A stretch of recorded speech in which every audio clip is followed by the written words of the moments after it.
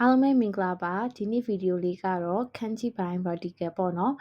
N2 N3 သမားတွေအတွက်လေ့လာလွယ်အောင်လို့ခန်းကြီးတစ်လုံးချင်းစီကနေပြီးတော့ vocabulary လေးတွေကိုမှတ်ကြမှာဖြစ်ပါတယ်အဲ့တော့ဒီနေ့ရွေးချယ်ထားတဲ့ခန်းကြီးလေးကတော့ ito ဆိုတဲ့ချီမြင်ခန်းကြီးလေးဖြစ်ပါတယ်အဲ့တော့ဒီ ito ပါတဲ့ခန်းကြီးတွေအကုန်လုံးကိုလေ့လာပြီးတော့အဲ့ခန်းကြီးတွေတစ်ခုတည်းကနေပြီးတော့ထွက်သွားတဲ့ vocabulary တွေပါထည့်ပေးထားတာဖြစ်တဲ့အတွက်အားလုံးပေါင်းအလုံး100ကျော်အထိရှိပါတယ်အဲ့တော့ဒီဗီဒီယိုတစ်ပုဒ်ကိုကြည့်ပြီးစွာနဲ့ vocab 100ကျော်ပါမှတ်ပြီးသားဖြစ်သွားမှာဖြစ်ပါတယ်အဲ့တော့ဒီဗီဒီယိုလေးကိုအဆုံးထိကြည့်ပြီးတော့ vocab လေးတွေတူမှတ်ကြည့်ကြရအောင်အဲ့တော့ပထမဆုံးလေ့လာရမယ့်ခန်းကြီးလေးကတော့မုစုဘူးချီနှောင်တယ်ဆိုတဲ့ခန်းကြီးပါအဲ့တော့ဒီဟာလေးကတော့တွေ့ဘူးပြီးသားပေါ့နော်အဲ့တော့မုစုဘူးဆိုရင်တော့သူကဘာနဲ့တွဲလဲဆိုရင်ခက်ခွန်းဆိုပြီးတော့လက်ထပ်ခြင်းမှာအတွေ့အများဆုံးဖြစ်ပါတယ်ပြီးရင်ခက်ကရလက်တို့ခက်စရွန်အဖြေနီကုန်းတို့သုံးတယ်ပြီးရင်ခက်ခိုးဆိုတာကတော့တော်တော်လေးဒါမှမဟုတ်ရင်အဆင်ပြေတယ်လုံလောက်ပါပြီဆိုတဲ့အဓိပ္ပာယ်ပါအနောက်ကခမောက်ပေါ့နော်စိတ်ထဲထားရဲဆိုတဲ့အဓိပ္ပာယ်ခမိုင်းမဆန်ဆိုတာကျတော့စိတ်ထဲမထားကိစ္စမရှိဘူးဆိုတဲ့အဓိပ္ပာယ်ပေါ့နော်အဲ့တော့ခက်ခိုးဆိုရင်ကျတော့အဆင်ပြေပါပြီဆိုတဲ့အဓိပ္ပာယ်ဖြစ်ပါမယ်take ဒီ take ဆိုရ take လေးရတဲ့နောက်မှာတွေ့ရမှာဖြစ်ပါတယ် ito han လေးပါတာပေါ့နော်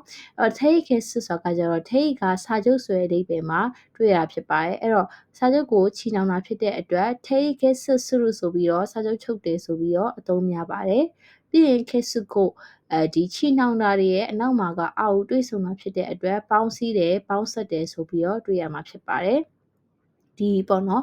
chemistry မှာဆိုရင်ဒီ H2O ဆိုရင် hydrogen နဲ့ oxygen နဲ့ပေါင်းဆက်ပြီးတော့ရေဖြစ်တယ်ဆိုရင်ကျတော့ kesuko စုတို့ဘာလို့မှာအသုံးများဖြစ်ပါတယ်။ Okay နောက်တစ်ခုကကျတော့ခုနကခန်းကြီးလေးနဲ့နီးပုံစံလေးတူတယ်ပေါ့နော်ဒါပေမဲ့အနောက်ပိုင်းလေးကွာပါတယ်သူကတော့ခါရမှုဆိုတဲ့ပတ်သက်တယ်ရောရှက်တယ်ဆိုတဲ့အဓိပ္ပာယ်ဖြစ်ပါတယ်သူ့ကိုဘာမှအတွေ့များလဲဆိုရင်ရန်ရာခုစကီပေါ့နော်ရန်ရာခုဆက်သွယ်တယ်ရန်ရာခုစကီဆက်သွယ်ရမယ်လိပ်စာပေါ့နော်ဖုန်းနံပါတ်တို့အိမ်လေးရဲ့လိပ်စာတို့တခါလေးပြောတာဖြစ်ပါတယ်ပြီးရင်ခန်းတန်းပတ်သက်ဆက်နွယ်မှုပြီးရင်ခိုးရခုဆိုတာကကြတော့ပေါ့နော်တိတ်ပြီးတော့အသုံးမများဘူးဒါသူအရှိကမာစားတို့ရောနှောနေရဖြစ်တဲ့အတွက်ခိုးရခုဆိုတာကလည်းပတ်သက်နေရရောထွေးနေရဆိုတဲ့အဓိပ္ပာယ်ဖြစ်ပါမယ်နောက်တစ်ခုကကြတော့ဒီခန်းကြီးလေးပေါ့နော်ဒါလေးက ito ဆွဲချီမင်းလေးရဲ့နောက်ကအောက်ဆိုတာလေးပေါ့နော်တွေ့ဆုံတာလေးပေါ့အဲ့တခုတည်းကိုတွေ့ပြီဆိုတာနဲ့ဒီလာစာရရှိတဲ့ဆိုတဲ့အဓိပ္ပာယ်မျိုးသုံးလို့ရမှတ်ထားလို့ရတယ်ပေါ့နော်လာစာဆိုတဲ့အဓိပ္ပာယ်ပါပဲပတ်စံပေါ့လीเนาะအဲ့တော့Q လျောဆိုရင်အလုံးသိပြီးသားလာစာပေါ့အဲ့တော့ CQ ရယ် QQ ရယ်ဆိုတဲ့နေရာမှာပြောစရာလေးရှိပါတယ်အဲ့တော့ CQ ရော QQ ရောကထောက်ပံ့ပေးတာပါဒါပေမဲ့ CQ ကကျတော့ရှေ့ကဆဆရဲတူဆိုတဲ့ထောက်ပံ့နေပေါ့လीเนาะအဲ့တော့ဘလို့အဓိပ္ပာယ်လဲဆိုတော့ဒီကုမ္ပဏီကကိုခိုးစုဟိတွေထောက်ပံ့ပေးတာတို့အသွားပြန်ပေါ့နော်ခထားစရိတ်တို့ဒါမှမဟုတ်ကိုနေမဲ့အိမ်လာကကိုထောက်ပံ့ပေးတာဆိုရင်ဒါတတိပုဂ္ဂလတဦးတယောက်ကနေတဦးတယောက်အတွက်လုပ်ပေးတာကို CQ ပါ QQ ကကြတော့ဒီကျယ်ပြန့်နေပေါ့နော်သူ့ရဲ့ reach ကပို့ပြီးတော့ကျယ်သွားတယ်ဥပမာအစိုးရကပြည်သူတွေကိုစံထောက်ပံ့ပေးတာတို့ရေတွေရအောင်လို့လှုပ်ဆောင်ပေးတာရေထောက်ပံ့ပေးတာတို့ဒါမှမဟုတ်ဆိုလဲနွားတွေ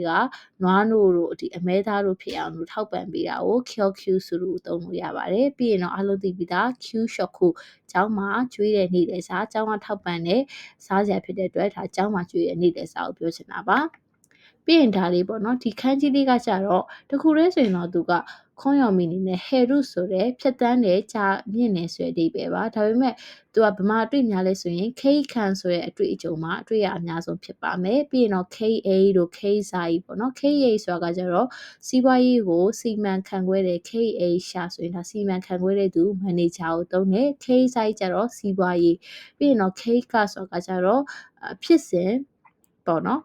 ဒီဖြစ်ပွားခဲ့တဲ့ဖြစ်စဉ်ကိုသုံးတဲ့နေရာမှာ case ကဆိုပြီးတော့သုံးတာဖြစ်ပါမယ်ပြီးရင်တော့ဒီခန်းကြီးလေးပါဒါလေးကိုတွေးပြီးဆိုတော့ အမွေဆက်ခံတယ်လို့မှတ်ထားပါเนาะစုခုဆိုတဲ့အမွေဆက်ခံတယ်ဆိုတဲ့အဓိပ္ပာယ်ဖြစ်ပါတယ် case show ဆိုတဲ့နေရာမှာတွေ့ရများပါတယ်အမွေဆက်ခံတယ်ပေါ့เนาะ hikisuku ဆိုတော့လွှဲပြောင်းတယ်ပေါ့เนาะတာဝန်တွေကိုလွှဲပြောင်းတယ်ကိုကလှုပ်ထွက်တော့မှမလို့ကိုနေရာမှာဝင်မဲ့သူကိုတာဝန်တွေလွှဲပြောင်းပေးတာတို့ကိုက shift ပြောင်းတော့မှမလို့ဘာရှိသေးရဆိုပြီးတော့ပြောခဲ့တာတို့ဘာလို့ဆိုရင် hikisuku ပေါ့เนาะဒါကတော့နည်းနည်းရုံးမိုင်းဆိုင်ရာမှာအသုံးများပြီးတော့နည်းနည်း formal ကြတဲ့စကားလုံးမှာပြီးရင် co-k ပေါ့เนาะဒီအတူဆိုတဲ့အနောက်ဆိုတော့အနောက်မှာဆက်ခံနေဆွဲဖြစ်တဲ့အတွက်ဆက်ခံနေသူကိုပြောတာဖြစ်ပါတယ်အမွေတွေမှာဒီ ဒီမိသားစုရဲ့အမွေကိုဆက်ခံမယ်သူပါဆိုပြီးဆက်ခံသူဆိုရင်ခိုးခိတ်ပါနောက်တစ်ခုကကြတော့စုစုကူပေါ့နော်ဆက်လက်ဖြစ်ပွားတယ်ဆက်လက်လှုပ်ဆောင်နေပေါ့နော်သူကအရှိကခုနကစုခုဆိုရဲဆက်ခံနေဆိုတဲ့ပေါင်းနေပြီးတော့ခဲဆိုခုဆိုပြီးတော့လဲဆက်တိုက်လှုပ်ဆောင်နေဆိုတဲ့အဓိပ္ပာယ်မှာဖြစ်ပါတယ်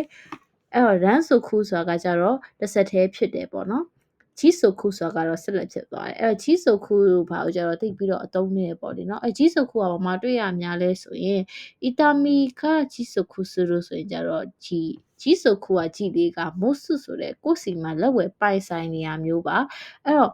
ဆက်လက်ဖြစ်ပွားနေရကြီးကိုပိုင်ဆိုင်နေရဆိုတဲ့အတွက်ဒီဥပမာနာကျင်မှုတွေကိုပိုင်ဆိုင်နေဆိုရကိုယ့်ရဲ့ခန္ဓာကိုယ်မှာပိုင်ဆိုင်ထားဖြစ်တဲ့အတွက်ကြီးဆိုခုဆိုပြီးတော့သုံးလို့ရပါတယ်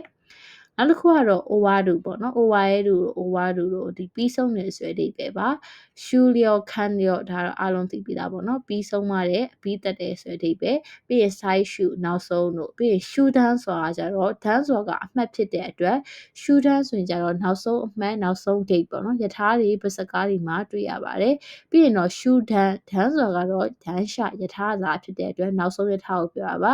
shoot down นี่မာနီယာကိုမာနီယာဝနိုင်နောက်ဆုံးထားကိုမှီတယ်မမှီဘူးအဲ့လိုမျိုးသုံးတာဖြစ်ပါတယ်နောက်တစ်ခုကတော့ရှီမဲလူပေါ့နော်ခုနကအရှိဆုံးမှာပြောခဲ့တဲ့ထေးကြီးခဲစစ်လေးကထေးကြီးဖြစ်ပါတယ်ရှီမဲလူဆိုပြီးတော့သူကခွန်ယုံမိရှိပါတယ်တင်းကျပ်စွာချီတယ်ပေါ့နော်နခုတိုင်ကိုရှီမဲလူနက်တိုင်ကိုချီတယ်ဆိုတဲ့နေရာမှာသုံးပါတယ်ရှီမဲခီဆိုတာအားလုံးသိပြီးသားနောက်ဆုံးသတ်မှတ်ရဲ့ deadline ဖြစ်ပါတယ်ထေးခဲစစ်ဒါစာချုပ်ချုပ်ဆိုတာဖြစ်ပါတယ်ဟီခိရှီမဲဆိုတာကတော့တင်းကျပ်အောင်လုပ်တာဖြစ်ပါတယ်ဥပမာဘန်နာရေးတွေကိုတင်းကျပ်အောင်လုပ်တယ်ဆိုရင်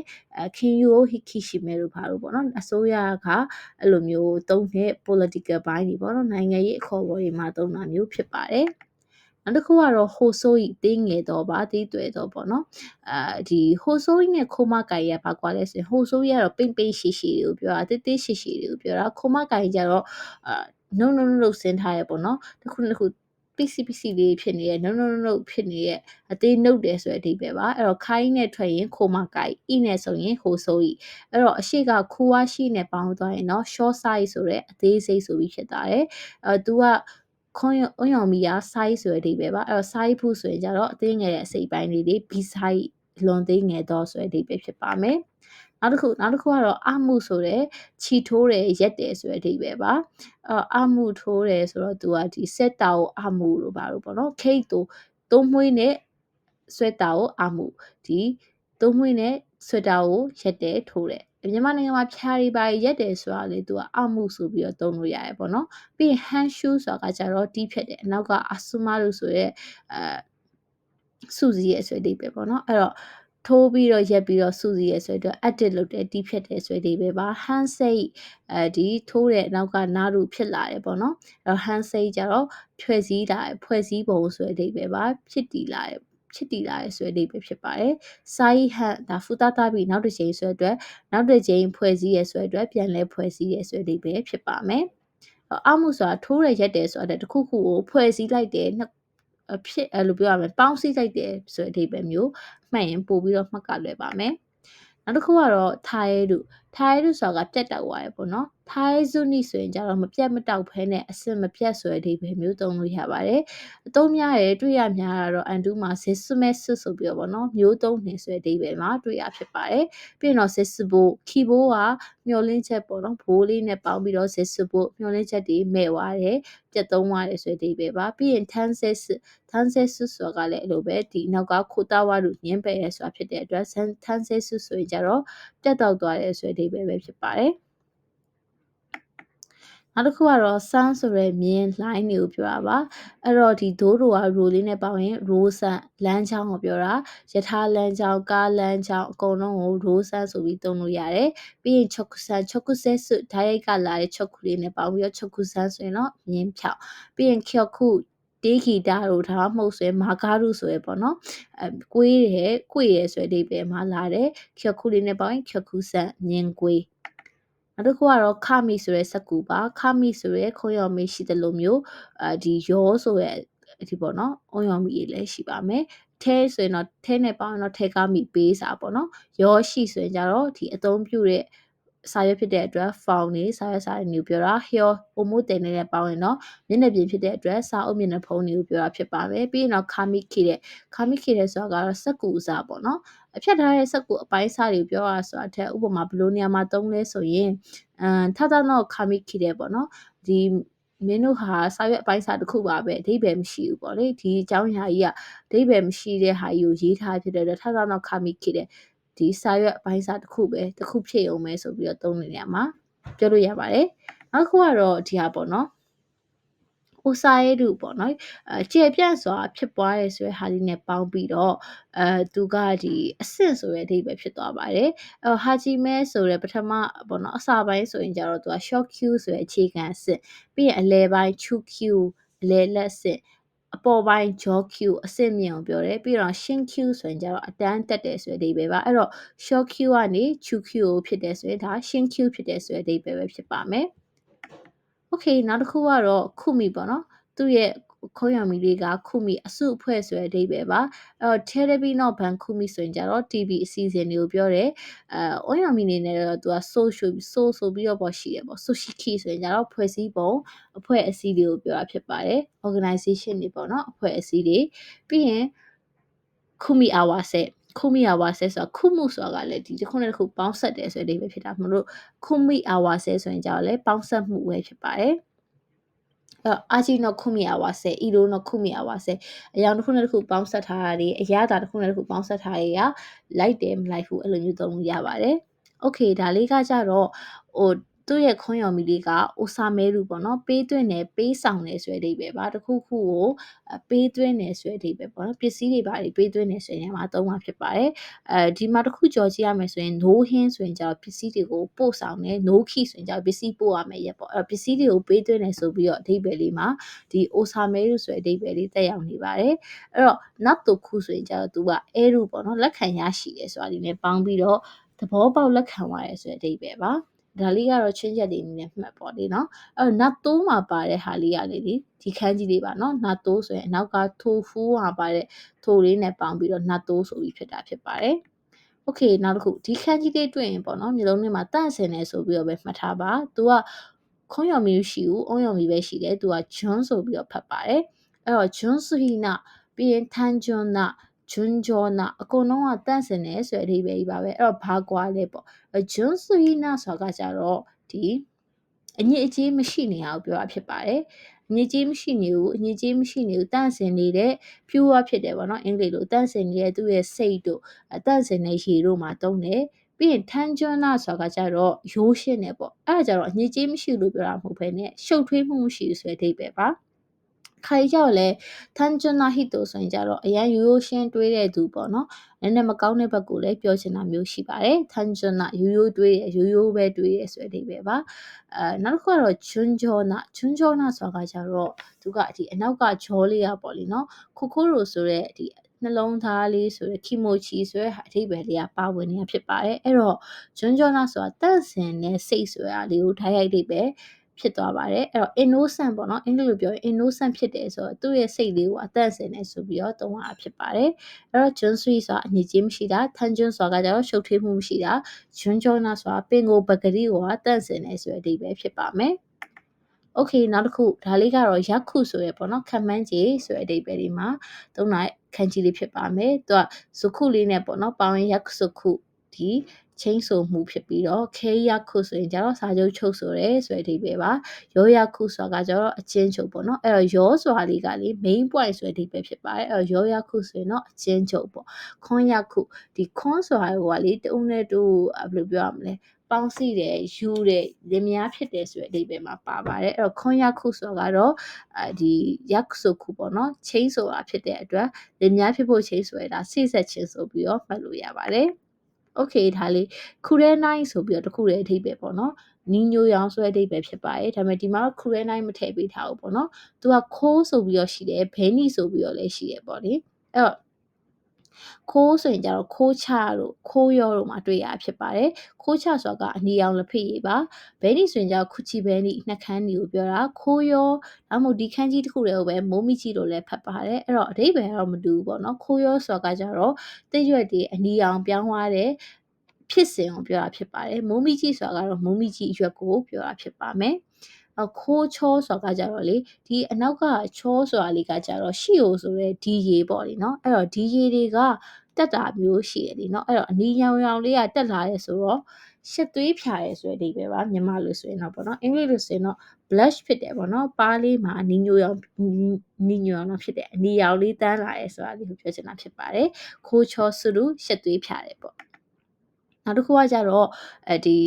ီအနောက်ကဝါခဲရုပေါ့နော်ဝါကရုတို့ဝါခဲရုခွဲခြားတယ်ဒါမှမဟုတ်နားလဲဆိုတာလေးနဲ့ပေါင်းတဲ့ခန်းကြီးလေးပါသူကတော့မာကီတဲရုဆိုတဲ့ရှုပ်ထွေးတဲ့အာယုံပြောင်းသွားရဲဆိုတဲ့ပဲဖြစ်ပါတယ်အဲ့တော့မာကီရာဆွဆိုရင်ကြတော့ကိုယ့်ကိုအာယုံလာပြီးတော့နောက်အောင်လုပ်တဲ့အာယုံပြောင်းအောင်လုပ်တယ်ဆိုပြီးတော့ distress ဆိုပြီးတော့လည်းသုံးတယ်ပေါ့လीနော်အဲ့တော့သူကမာကီတဲရုဆိုပြီးတော့မာကီဆိုပြီးတော့ဖတ်ပေမဲ့ front ဆိုပြီးတော့ဖတ်ရင်ကြတော့ပျောက်ဆုံးတယ်ဆိုပြီးတော့အဓိကပေါ့နော်မှတ်ယူလို့ရပါတယ်အနောက်မှာ Ushina ဆိုတာဒီနဲ့ပေါင်းလိုက်ရင် Funshisu ဆိုရင်ကြတော့ပျောက်ဆုံးတယ်ပေါ့နော်ဥပမာဒီ Funshisu Funshisu ဆိုရင်ကြတော့ဒီမှန်ကတော့ဒီကြပြောက်တယ်ပေါ့နော် Ushina ကိုပျောက်ဆုံးတယ်ဆိုတာကိုမှသူက formal ဆန်ဆန်သုံးတာမျိုးဖြစ်ပါတယ်အဲ့တော့ Fonso ဆိုရင်ကြတော့ဒီပဋိပက္ခငင်းခုန်မှုတွေကိုပြောတာဖြစ်ပါတယ်နောက်တစ်ခုကကြတော့ဒီခန်းကြီးလေးပေါ့အဲ့တော့ဣတိုနောက်ကခန်းကြီးလေးကဘာမှတွေ့ရလဲဆိုရင်သူ့ကိုဘာမှတွေ့ရပါလိမ့်အသေးတို့ပေါ့နော်ပြောရရင်ဒီပြည့်ဝတယ်ဆိုတဲ့အဓိပ္ပာယ်ပြည့်စုံတယ်ဆိုတဲ့အဓိပ္ပာယ်ဂျွန်းကြီးဆိုတဲ့ဒီကိုပြည့်ဝသွားတယ်ပေါ့နော်ခံစားချက်ဆိုတဲ့နေရာမှာသုံးတယ်ပြီးရင်သူကလေဂျွန်းကြီးစုကတော့အန်တူးမှာအသုံးများပေါ့နောက်တစ်ခုတွေ့ရမှာကြတော့သူကဂျူဒန်ဆိုပြီးတော့အားသွင်းတယ်လीနော်ဖုန်းတွေပါအားသွင်းရင်ဂျူဒန်ဆိုပြီးတော့သုံးတယ်လေအဲ့တော့သူပြည့်စုံတယ်ပြည့်ဝပါတယ်ဆိုရယ်ခန်းကြီးနဲ့အရှိကချီမြင်နဲ့ပေါင်းထားတာပါချီမြင်တွေကပြည့်စုံပါတယ်ဆိုတော့တညီညွတ်သေးဖြစ်တယ်ဆိုပြီးတော့သုံးလို့ရပါတယ်ဒီအပေါ်ဆုံးမှာတွေ့ရမယ်ထိုးီစစ်ဆိုတော့တော်တော်အမေးများပေါ့နော်အဲ့တော့ ichi လား hito လားအဲ့တော့ထိုးီတိုလားထိုးီစစ်လားဆိုရင်ထိုးီစစ်ဖြစ်ပါတယ်နော်တင်ညွတ်ထဲဖြစ်သွားရဲဆိုတဲ့အဓိပ္ပာယ်ပါဥပမာဒီတိုင်းရင်းသားတွေကတင်ညွတ်ထဲဖြစ်သွားရဲပေါ့နော်ပေါင်းစည်းသွားရဲဆိုရင်ဒါထိုးis တသားလေးဖြစ်သွားရဲဖြစ်ပါမယ်ပြီးရင်ထိုး K ဆိုတာကတော့စရင်အင်းပညာကိုပြောတာပါထိုးခိုးဆိုတာကလည်းဒီတင်ညွတ်ထဲဖြစ်တာရဲ့ပေါင်းစည်းရဲဆိုတော့ပေါင်းစည်းရဲဆိုတဲ့အဓိပ္ပာယ်နောက်ထပ်အတွေ့များတာကထန်တိုးပေါ့နော် style တို့ star တို့ဆိုရယ်တဆင့်ချင်းစီတဆင့်ခံပြီးပြောတယ်လို့ဘာလို့ကစားဖြစ်တဲ့အတွက်ထန်တိုးဆိုရင်じゃတဆင့်ပြီးတဆင့်ကိုတင်ညွတ်ထဲဖြစ်လာတဲ့အရာဖြစ်တဲ့အတွက်ဒလီထုံးတဲ့အစင်လာတွေကိုပြောတာဖြစ်ပါတယ်။ထိုင်းတိုးလျောကတော့အားလုံးသိပြီးသားသမရကိုပြောတာဖြစ်ပါမယ်။နောက်တစ်ခုကတော့မီတိုရီဆိုတဲ့ခန်းကြီးလေးပါသူကမီတိုရီလည်းဖတ်တယ်လို့မျိုးတခြားခွန်းရောင်မီအုံရောင်မီအနေနဲ့လျက်ခုဆိုပြီးတော့လည်းရှိပါတယ်အဲ့တော့ရှင်းလျက်ခုဆိုတာကကြတော့အတစ်ထွက်တဲ့အစိမ်းရောင်ဆိုတော့ဒီမြန်မာလိုဆိုရင်တော့တစ်ရွက်တစ်ဖူးလေးတွေကိုပြောတာဖြစ်ပါတယ်ပြီးရင်တော့လျက်ခုချဆိုရင်ကြတော့ဒါအစိမ်းရောင်ရေနွေးချံလက်ဖက်စိမ်းကိုပြောတာလက်ဖက်စိမ်းရေနွေးချံကိုပြောတာပါလျက်ခုကခဆိုတာအနောက်ကပြောင်းလဲရဆိုတဲ့အဓိပ္ပာယ်လीเนาะအဲ့တော့လျက်ခုကဆိုတာကကြတော့အစိမ်းရောင်ဖြစ်အောင်ပြောင်းလဲရဆိုတာကြတော့တစ်ပင်လေးပိုဆိုင်လာတဲ့တဘာပတ်ဝန်းကျင်ကိုစိမ်းလန်းအောင်လုပ်တယ်ဆိုတဲ့နေရာမှာလျက်ခုကဆိုပြီးတော့သုံးတာမျိုးဖြစ်ပါမယ်ပြီးရင်နောက်တစ်ခုကတော့ဒီခန်းကြီးလေးပါဒါကိုဘာမှတွေ့ရလဲဆိုရင် run shoe ဆိုတဲ့နေရာမှာပဲတွေ့ရတယ်ပေါ့နော်သူကတခုတည်းဆိုရင်နေရုဆိုတဲ့အစီအစဉ်ဆွဲတယ်ဆိုတဲ့အဓိပ္ပာယ်ဖြစ်ပါတယ်ဂျူခုရန်ဆိုရင်ကြတော့ကျွမ်းကျင်လိမ္မာမှုပေါ့ skill ဆိုတဲ့အဓိပ္ပာယ်ပါအင်္ဂလိပ်လိုဆိုရင်တော့ဂျူခုရန်ဆိုလို့ဆိုရင်ကြတော့ကျွမ်းကျင်လိမ္မာတယ်ပေါ့ခါရဝခုနိုဂိမ်းမူနီဂျူခုရန်ဆိုလို့ဆိုရင်တော့ဒီ game မှာတော့ကျွမ်းကျင်တယ်ဆရာအစစ်မယ်အဲ့လိုမျိုးသုံးလို့ရပါတယ်နောက်တစ်ခုကကြတော့ဒီ air ပေါ့နော်ဒီခန်းကြီးလေးကိုတွေ့ရင် air ဆိုပြီးတော့အားလုံးကသိကြရပေါ့နော်သူကဒီအနောက်ကအေးကနဲ့ပေါင်းလိုက်ရင်ကျတော့ခိုင်းကဆိုပြီးတော့ပကြီးကားကိုပြောချင်တာမျိုးဖြစ်ပါတယ်နှစ်ခုလုံးကပကြီးကားပါပဲဒါပေမဲ့ခိုင်းကကျတော့နည်းနည်းလေးပို့ပြီးတော့ formal ကြတဲ့အသုံးနှုန်းပေါ့လေနောက်ပြီးတော့စာရှိရဲဆိုတာကကျတော့ပကြီးဆိုတာထက်စာအုပ်တွေဘာတွေမှာပါတဲ့ရုပ်ပုံတွေပေါ့နော်အဲ့တော့ဒီစာအုပ်မှာဆိုရင်ရုပ်ပုံမပါဘဲနဲ့ဆိုရင် page ကဘယ်နှခုရုပ်ပုံပါရင် page ကဘယ်နှရွက်ဘယ်နှစာမျက်နှာရှိအဲ့လိုမျိုးစာရှိအဲ့လိုမျိုးသုံးလို့ရပါတယ်ပြီးရင်တော့ဒီခန်းကြီးလေးကလည်းဒီ itohan လေးပါလို့ထည့်ပေးထားတာပေါ့နော်သူကတော့အားလုံးသိပြီးသား chico short guide ဆိုလို့ပေါ့နော်မိတ်ဆက်တယ်ဆိုတဲ့နေရာမှာပဲတွေ့ရတာဖြစ်ပါမယ်နောက်တစ်ခုကတော့ဒီခန်းကြီးလေးပါဒါလေးကလေခါမီဆာမရဲ့ခါမီကအနောက်ကအပိုင်းကြီးဖြစ်ပါတယ်အဲ့တော့အရှိကဣတိုလေးနဲ့ပေါင်းလိုက်ပြီးတော့သူကရှင်းဆိုပြီးတော့ဖတ်ပါတယ်ကောင်းတယ်ဆိုရက် positive အဓိပ္ပာယ်လေးရှိတယ်ပေါ့လေနော်အနောက်ကရှိဆိုရယ်စစ်သူကြီးလေးနဲ့ပေါင်းလိုက်တော့ရှင်းရှိဆိုရင်ကျတော့လူကြီးလူကောင်းအင်္ဂလိပ်လို gentleman ကိုပြောတာဖြစ်ပါတယ်ရှင်းရှိဖုခုဆိုရင်ကျတော့လူကြီးလူကောင်းတွေဝတ်တဲ့အဝတ်အစားပေါ့ရှင်းရှိတက်ခီဆိုရင်ကျတော့လူကြီးလူကောင်းဆန်တော့ပေါ့ညီမလို့ဆိုရင်တော့လူကြီးလူကောင်းဆန်တော့ဆိုပြီးတော့သုံးတယ်ပေါ့နော်ဒီမှာဆိုရင်ရင်ကျေးတိမ်မွေတယ်ပြုမှုပြောဆိုတွေကကောင်းတယ်ဆိုတဲ့ဘက်ကိုသွားပါတယ်ပြီးတော့ဒီခန်းကြီးလေးပါဒါတော့အားလုံးသိပြီးသားမိုမန်မှာပါတဲ့ခြီသားပေါ့နော်တခုတည်းဆိုရင်ဝါတာဆိုတဲ့ဝါတာဆိုပြီးဖတ်ပါတယ် cotton ဆိုတဲ့အဓိပ္ပာယ်ဖြစ်ပါမယ်နောက်တစ်ခုကတော့ခီဇွနာပေါ့နော်ဒါလေးကိုတော့ခီဇွနာဆိုပြီးတော့တော်မသိကြဘူးတန်ရောစင်အနှောင်ဖွဲ့ကိုပြောတာဖြစ်ပါတယ်ဒါပေမဲ့သူ့ကိုဘာမှတွေ့ရများလဲဆိုရင်ဘန်ဆိုကိုဆိုတဲ့ plaster ကိုပြောတာဖြစ်ပါတယ်ဒီခန်းကြီးလေးလည်းမှတ်ထားတင်တယ်ပေါ့နော်ဘန်ဆိုကိုဆိုပြီးတော့ plaster ကိုပြောတာပါဂျပန်ရောက်တော့တကယ်လက်တွေ့ရမြင်ရအသုံးပြုရမှာဖြစ်ပါတယ်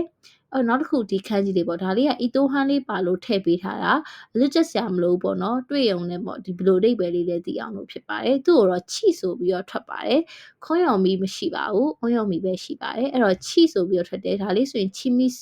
တိကျသေးကြတော့ပေါ့နော်ချီမီစနာဒီမှာဆိုရင်ကြောက်ဆေးချီနာအလွန်နုနယ်တိကျတယ်အလွန်နုနယ်ကြတဲ့အဖြစ်သူကလက်ရတို့ဘာလို့အဲ့လိုနေရာမှာသုံးတာဖြစ်ပါတယ်သူ့ရဲ့အဓိပ္ပာယ်လေးကအသေးစိတ်ကြတယ်